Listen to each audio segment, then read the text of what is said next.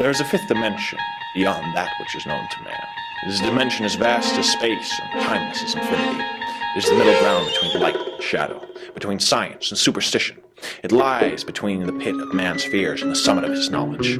This is the dimension of imagination. This is an area which we call the Twilight Zone. Now, the project ran into trouble in its final stages, but thanks to a number of last-minute donations, the project was approved and moved ahead on time. 20 years later, the Ithaca Dome was completed and the project truly began. The construction period was an interesting one, but it would appear that we'll have to wait until next class. All right, everyone, I'll see you all on Monday. Professor Orange, do you have a moment? I just have a few questions.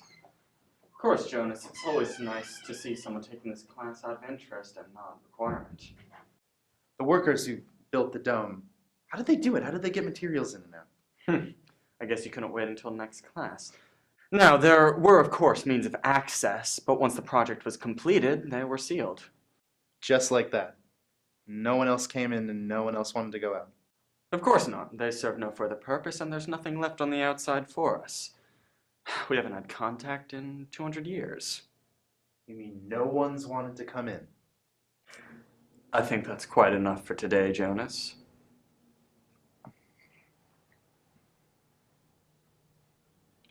Here we have a small town in upstate New York.